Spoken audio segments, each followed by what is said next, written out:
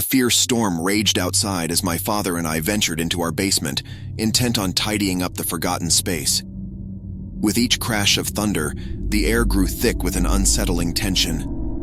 Armed with flashlights, we navigated through dusty relics, determined to complete our task. As we sorted through forgotten items, the basement's dim lighting and eerie silence began to chip away at our initial determination. The rain beat relentlessly against the windows, casting unsettling shadows that seemed to dance around us. Hours slipped by, and with a sigh of relief we made progress. Just as we congratulated ourselves, the basement door slammed shut, plunging us into darkness. Our attempts to open it were in vain. The door appeared sealed, trapping us within its confines. Unease began to crawl up my spine, mirrored by the worry etched on my father's face. "It's probably just the wind," he assured, though the tremor in his voice hinted otherwise. We checked our phones for help, only to find no signal.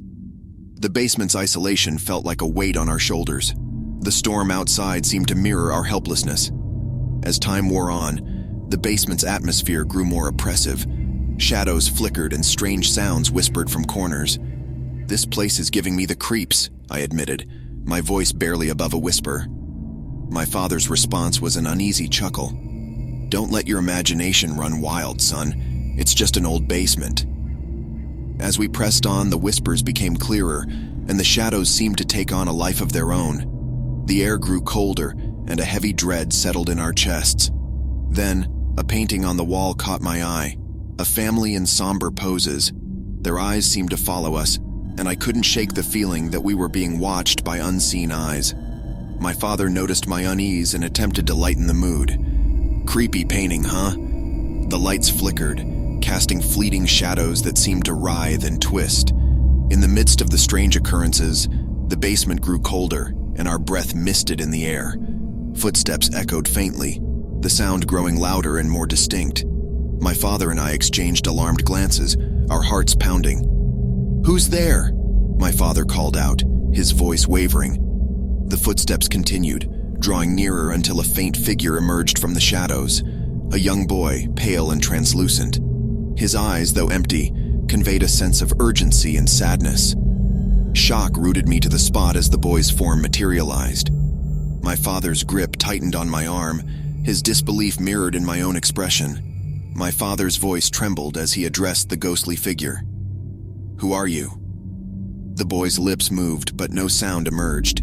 Instead, his gaze seemed to implore us for something. "What do you want?" I asked softly, my voice a mix of curiosity and trepidation. The boy pointed to a corner of the basement, drawing our attention to an old, dusty box.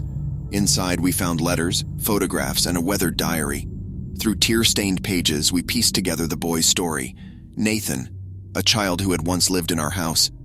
He had disappeared during a storm, and his family's heartache had transcended time. As we read, a draft swept through the basement, and the room seemed to come alive with the whispers of the past. Nathan's presence lingered, and it was clear he needed something from us.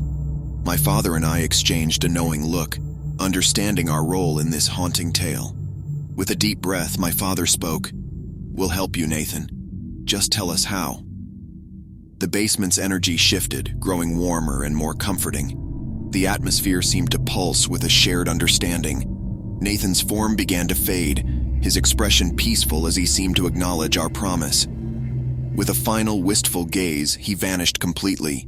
The basement's door, once sealed, now creaked open, revealing a sliver of moonlight. My father and I climbed the stairs, leaving the basement's eerie confines behind.